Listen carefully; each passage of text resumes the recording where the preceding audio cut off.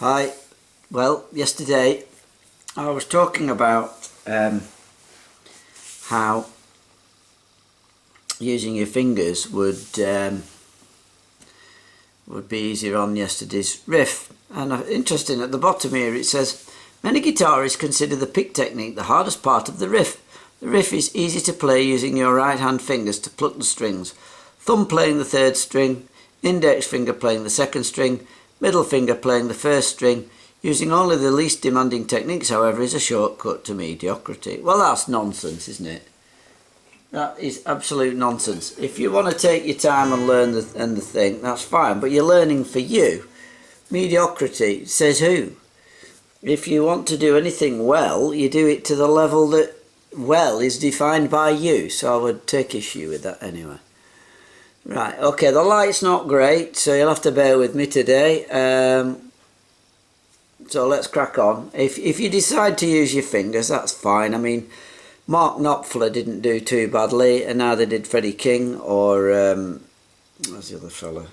Albino chappie, Johnny Winter. A lot of, I mean, loads of them use the fingers to play the blues and to play solos. So it's an absolute nonsense. Joe Pass was one of the world's greatest guitarists. Joe Pass didn't use a plectrum much. And some people use hybrid picking where they use the fingers and they use a plectrum as well. So the Stray Cats fella, oh, crying out loud, I've forgotten his name now. Stray Cats fella. Brian Setzer, he used hybrid picking where he used his fingers for some things and he used a plectrum for other bits. So who's telling me that Brian Setzer's not an outstanding guitarist? So if you need to use your fingers, go ahead and use your fingers. Right. When playing this type of riff, most guitarists finger only the top 3 or 4 strings of the chord being played. This makes it easier for the left hand. Try these. Now this is what I was saying yesterday, a zone of a chord.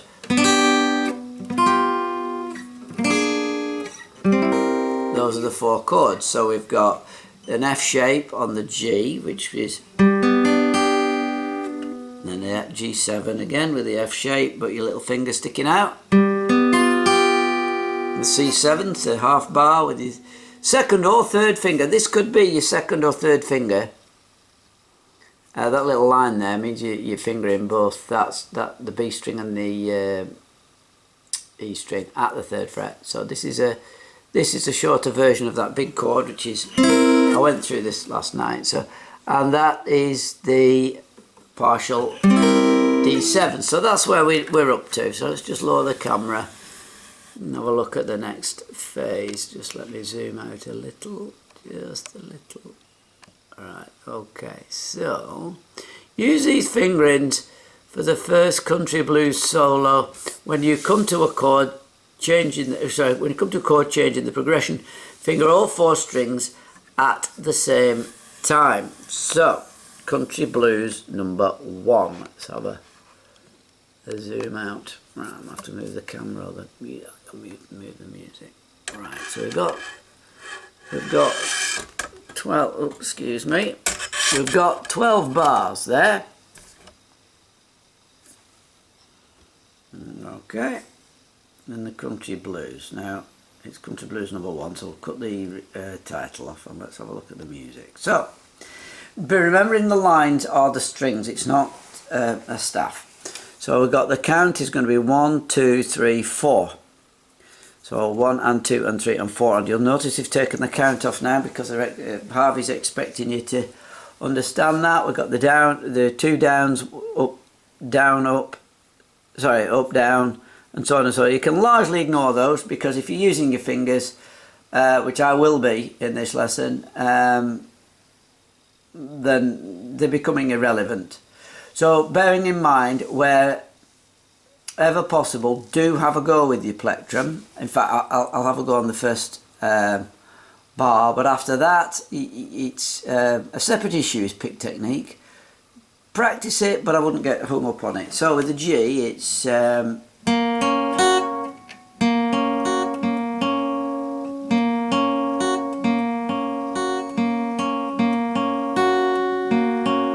You see, I'm looking at it, why aren't all these downstrokes and then one and then they could all be downstrokes, like a la B.B. King. Hang on a second.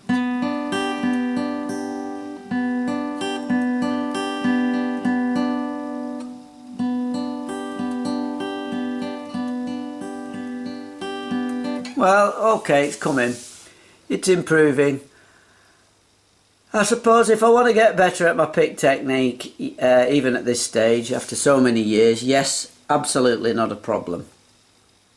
So what we've got here is, if you look up here, we've got that chord being fingered and we're playing these bits of it. Alright, so now what I'm going to do, I'm going to zoom in on the first 6 bars, and we'll have a look at those. Let's look at the first 6 bars, right? First 6 bars.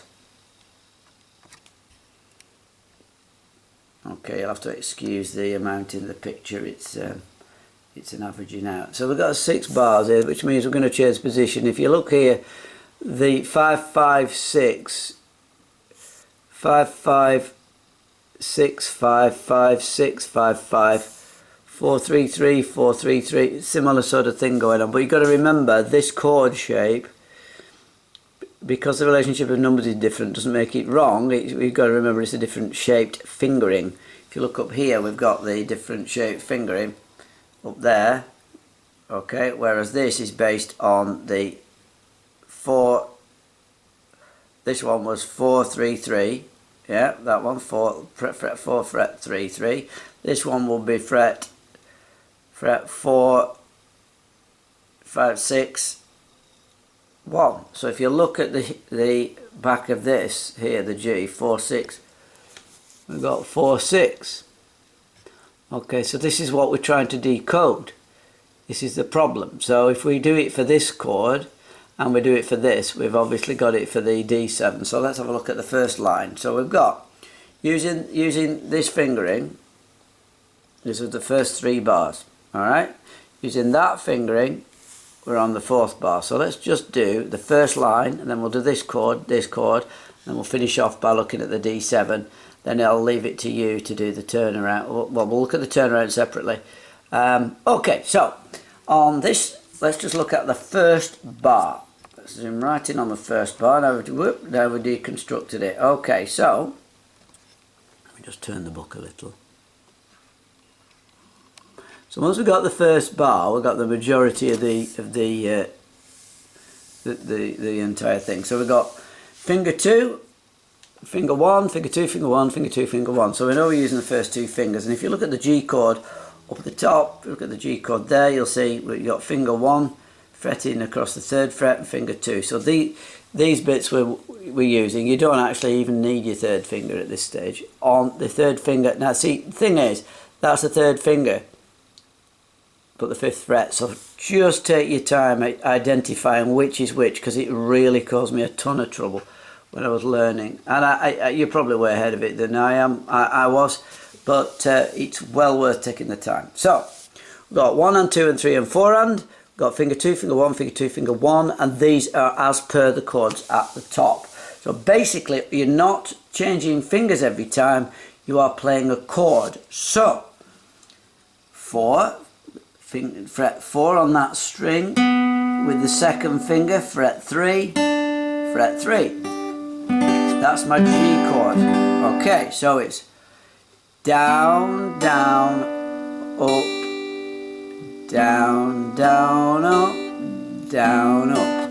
So it's, the pattern is down, down, up, down, down, up, down, up, down, down, up, down, down, down, down, up, down, down, up, down. So if you look at it, it's 2 of these, 2 of these, 1 of those, 2 of these, 1 of those, 1 of those, 1 of those. Okay. Now you can't really go off it like that, because that might change with the timing of the piece, but it's just something to consider. Take your time with the pick technique, as he says, it's worth doing. So 4 3 3. Let's do that bit. 4 3 3 4. 4 3 3 and back to the 4. So it's No.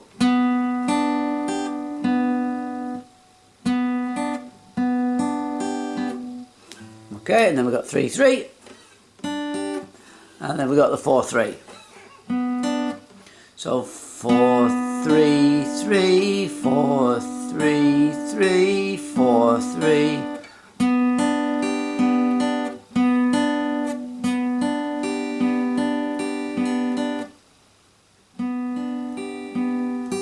No.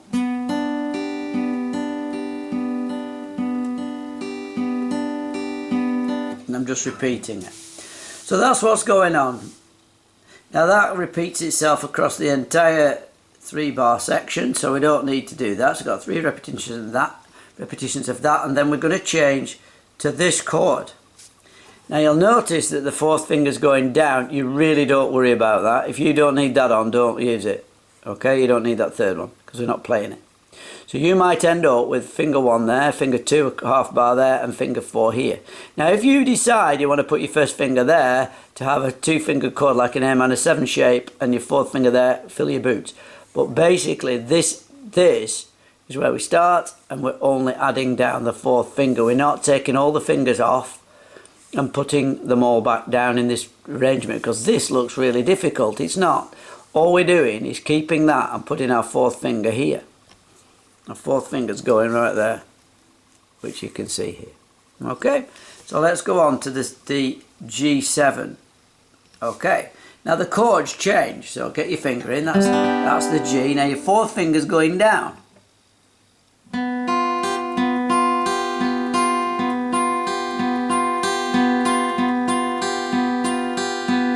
Okay, that's what's going on there. So 4 with your 2nd finger, 4th finger on the 6th fret, 3rd finger on the 3rd fret, but remembering it's a half bar. So far we've got, if we look at it now, we've got this bar, which is the 1st chord. This bar is that chord for 3 bars. And then if we go back, we've got the G7 for 1 bar, which is that chord. Okay, so that's what's going on. So that's why you need to notice your chord changes. So I'm going to leave this bar up on screen, and I'm going to play, and I'll tell you when we get to, you'll notice when we get to that bar. So that's G. Okay, so G chord.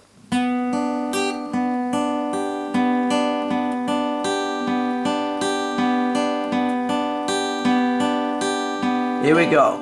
Finger down, little finger down. Oh, hang on.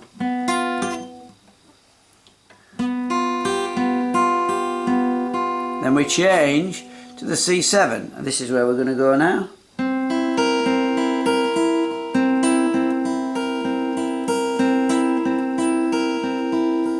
And then back to the start. Right, so let's just carry on with this G7 chord.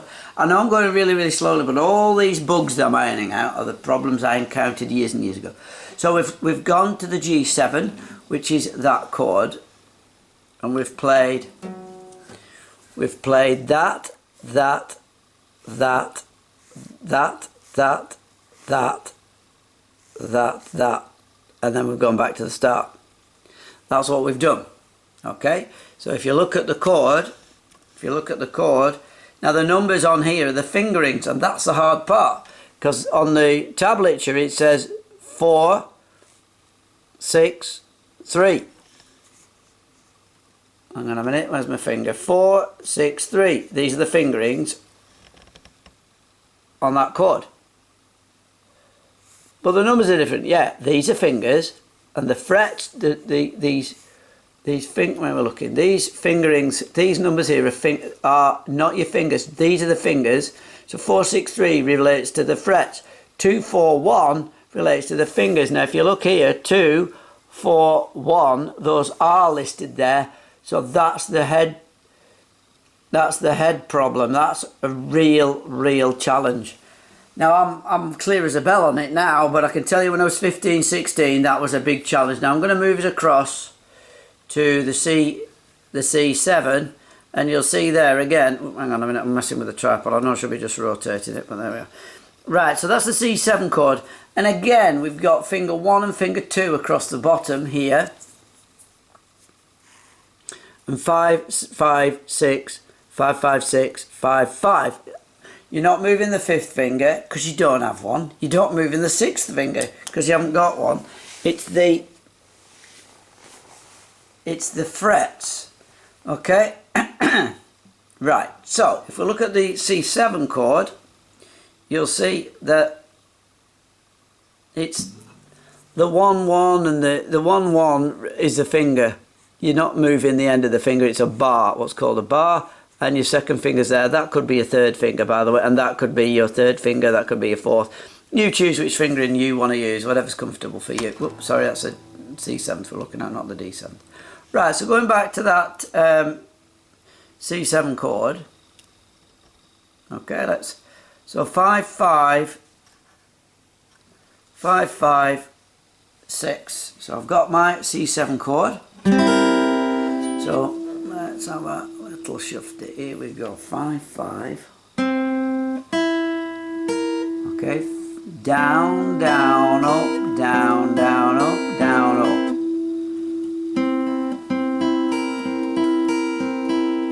Get that in your fingers.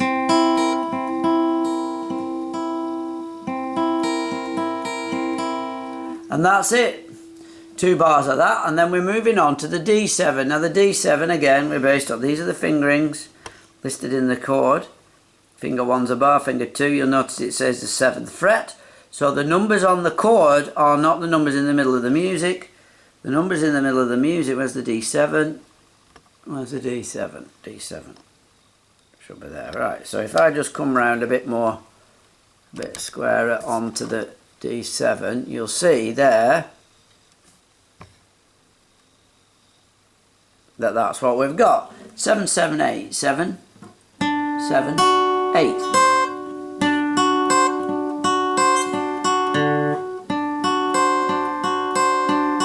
So the pattern is the same.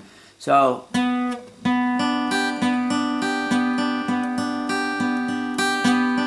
and the 6th fret. Okay, then onto the C7.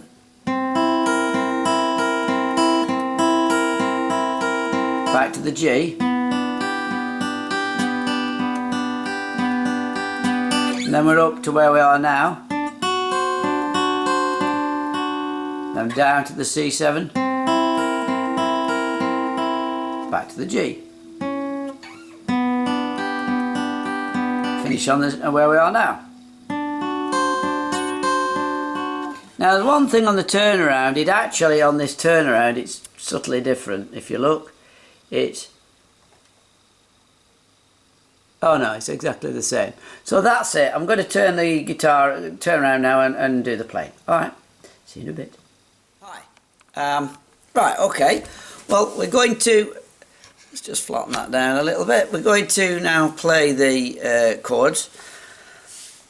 The fingerings. You'll have heard me make mistakes, and that's okay. I'm trying to teach you, not me. I'm leaving the mistakes in for one reason. One, I can't be bothered to do a take. That's the truth. And secondly, if you don't see people making mistakes, how do you know it's alright for you to make mistakes? You're not wrong. You're designed to make mistakes. Otherwise, if you weren't making mistakes, you'd be a robot. Just bear that in mind. Right, okay, I'm dropping the camera and we're going to have a look at the guitar neck rather than my chin. Right, let's have a look. Just tilt the screen. There we are. Right. So the chords are this, as per the book, and then the C7 is here. Now I always use a 3rd finger. Don't know why, always have done. In the book it shows you this, so I'll do what's in the book. The D7 is here. Obviously on the way back we'll have the C7 over to the G. And now the G7 is here. And you don't actually need that, look. Yeah, and then the 6th little finger. Yeah. So I would add that in. I know Brian sets it in Stray Cat Strut. He does. He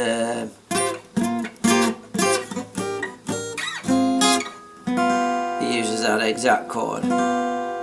Actually, by the time he's got there, his fingers here. But anyway, that's a detail. Let's just leave it at that a touch. Right. Okay. So those are the chords. We've got the G, G7. Whoops.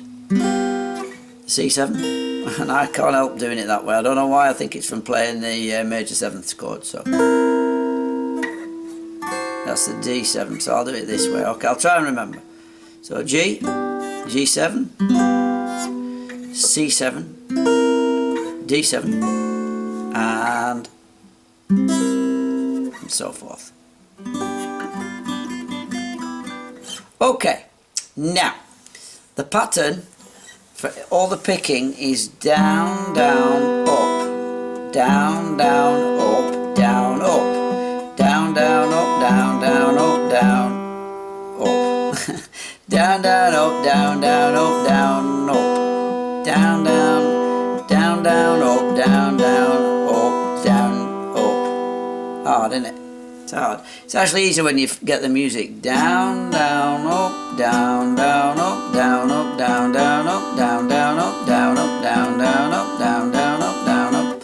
Okay, now I know I can feel myself getting faster at that, so you take your time with it. Yeah, and of course you could, if you're already a finger picker, it's instantly there. Depends on what you're doing. So let's have a look. So now we've got the pattern. I'll just do it again with the chord. I'm going to finger the G chord. I'm going to look at the picking pattern. So down, down, down, down, up, down, up. So on the strings, I'll just show more plectrum. Down, down, up, down, down, up, down, up. Let me do it again.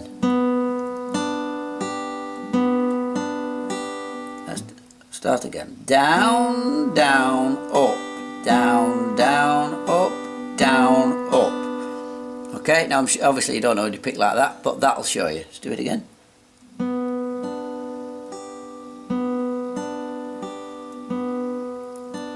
Hopefully that's showing you.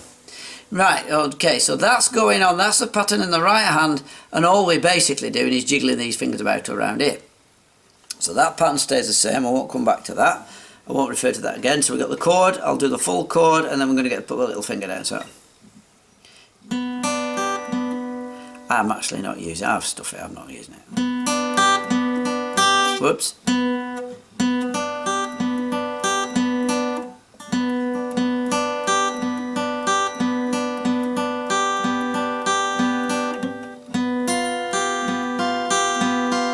Then we change.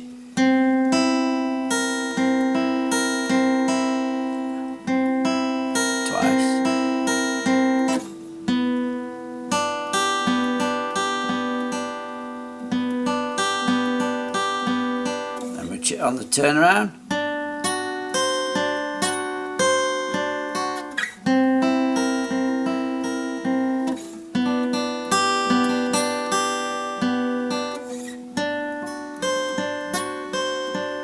Now you'll hear me staggering.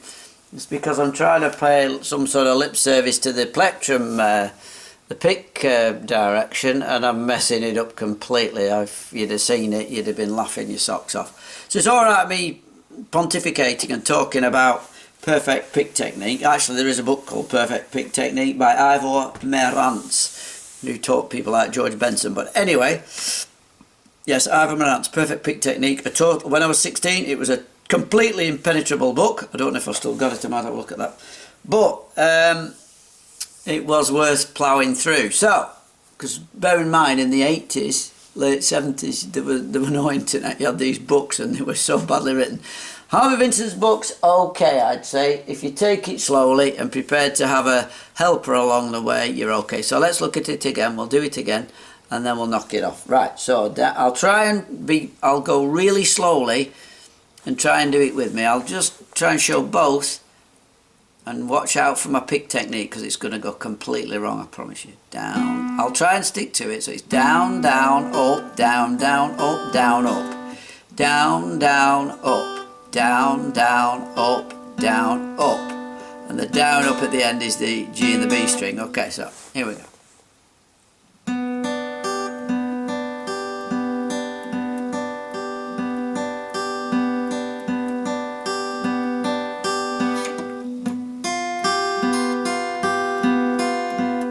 Oh, I've gone wrong already because I was thinking about the pick technique. Try it again.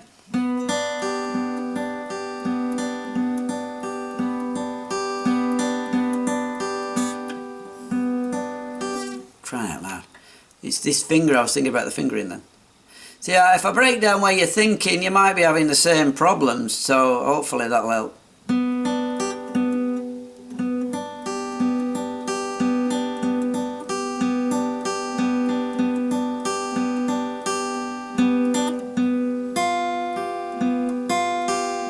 Change chord.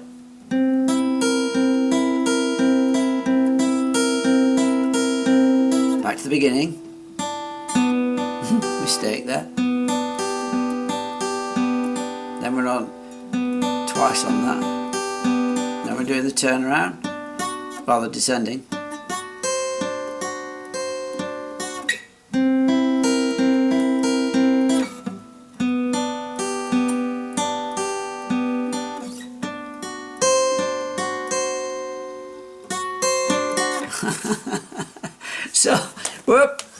So there you have it. So there you have it.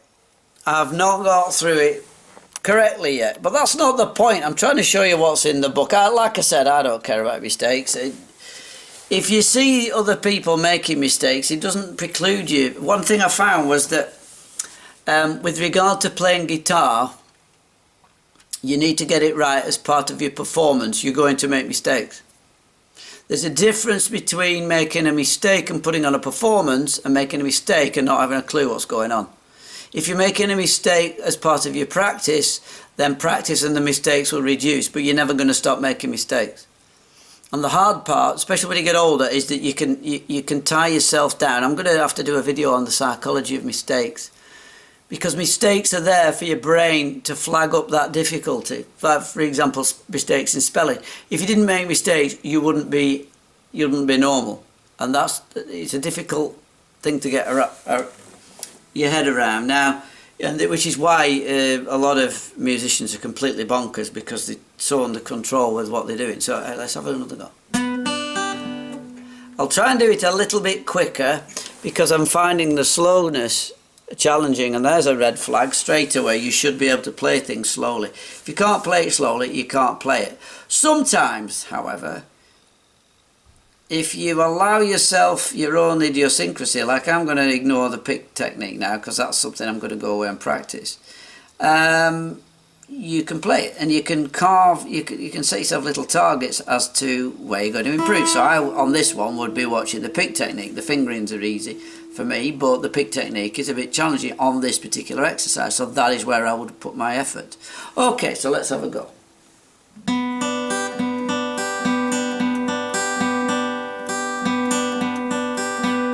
Damn it. Let's start again.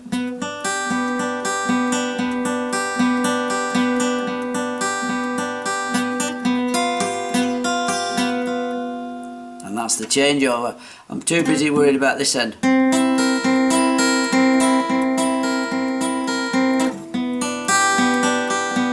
Better.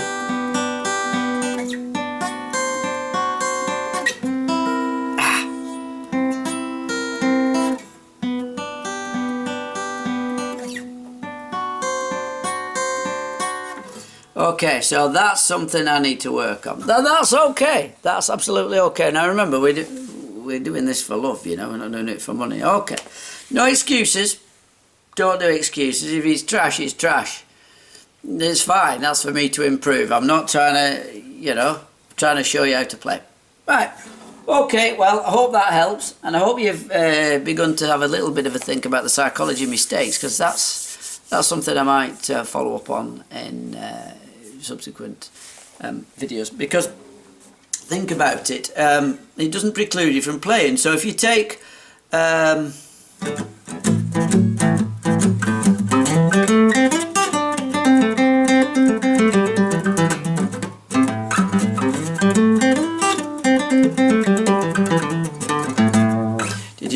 mistake.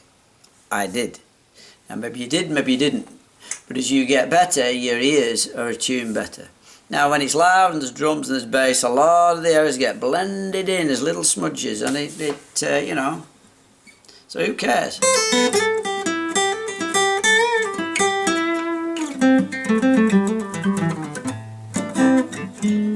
Okay, so enjoy what you're doing, take your time, and remember, don't worry about making mistakes, because you're going to make loads, and you've seen me make umpteen in this course so far.